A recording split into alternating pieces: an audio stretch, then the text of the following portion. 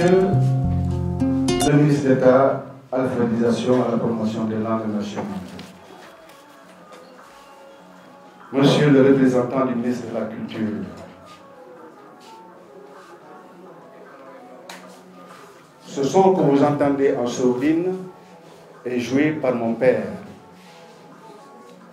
Nous sommes des choristes rois reconnus dans la Casamance. Madame la directrice du cabinet du secrétaire d'État à l'alphabétisation, à la promotion des langues nationales, Mesdames, Messieurs les professeurs, chers invités, après de brillantes interventions comme celle du professeur Yaya Mané, je ne sais pas trop ce que je puis, ou plus exactement, dois vous dire. Mais je voudrais tout simplement aborder deux aspects très chers aux précurseurs de l'explication du texte du commentaire, en l'occurrence l'italien Dante et le français Charles Rollin. Dans leurs écrits, ils accordaient beaucoup d'importance à l'inspiration et aux objectifs qu'ils s'assignaient dans la création de leurs œuvres. Quant au contenu, je n'y reviendrai pas, donc je me limiterai tout simplement à l'inspiration et aux objectifs.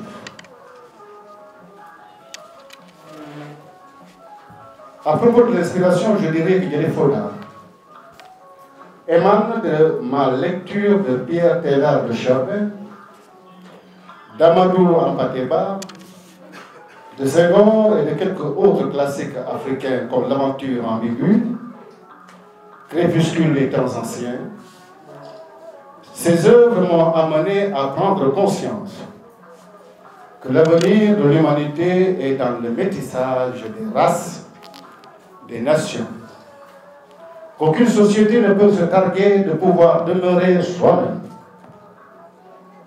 En effet, l'homme n'est pas de l'ordre de l'être, mais du devenir. Il s'invente par l'accroissement et le perfectionnement des moyens de connaître et d'exploiter la nature.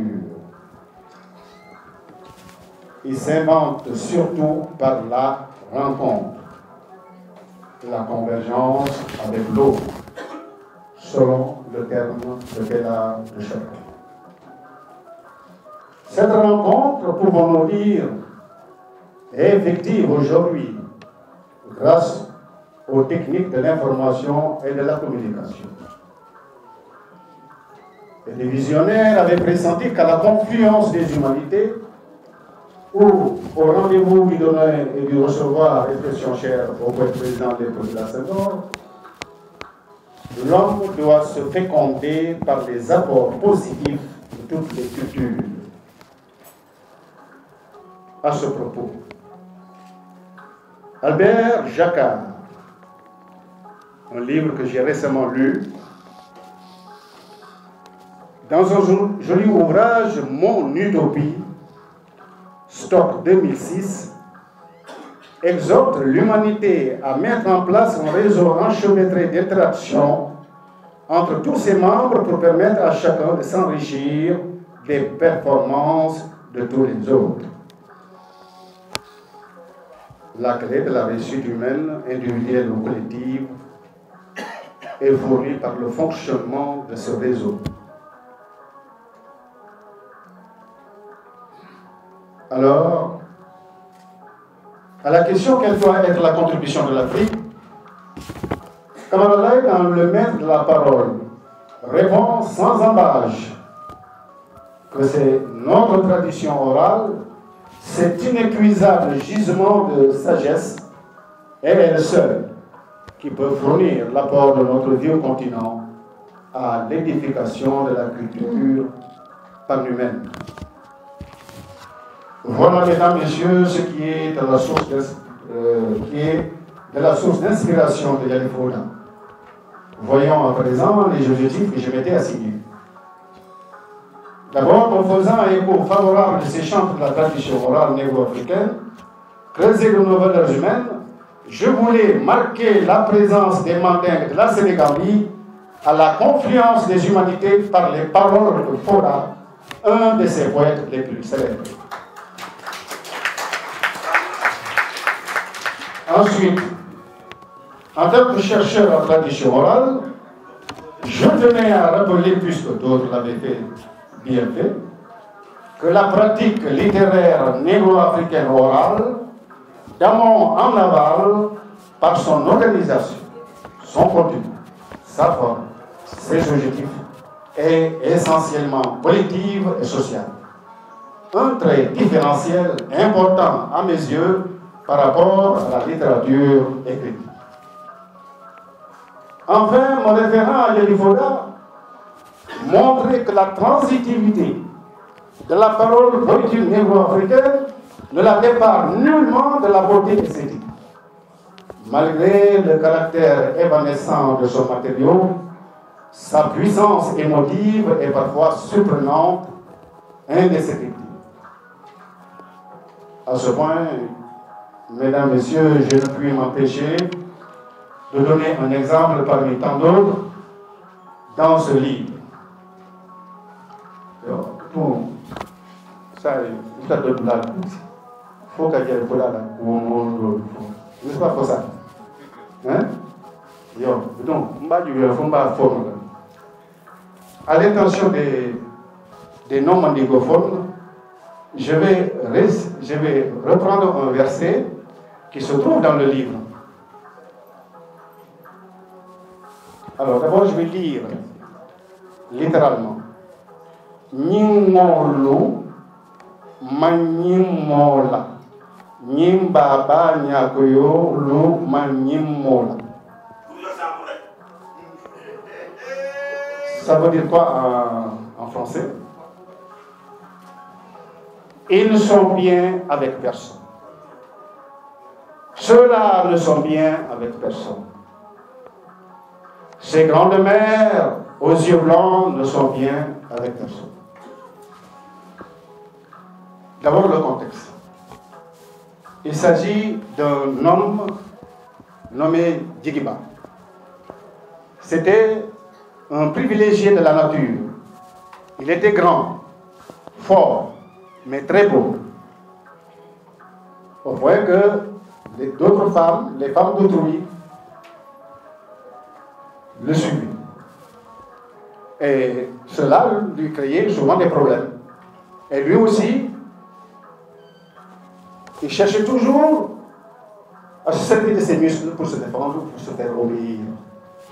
Finalement, il était devenu un homme créé dans la communauté. Un jour, il eut mal à partir avec les colons portugais, qui le jetèrent dans leur cachot, après l'avoir torturé, après l'avoir laminé. À sa sortie, il était méconnaissable. Alors, pour ses congénères, c'était deux sentiments. Un sentiment de mécontentement à l'endroit des colons, mais discrètement, chacun se disait que bon, c'est bien pour lui. Alors, Yali Fouda, dans une performance, va exprimer ce sentiment, mais sans s'empêcher de traduire, n'est-ce pas, le même sentiment que ses congénères. Hein? Il a montré que s'il y a quelqu'un qui est puissant, il y a d'autres personnes qui sont plus puissantes. Hein? Il n'y a aucune puissance n'est absolue. Voilà ce qu'il veut dire. Alors, maintenant, je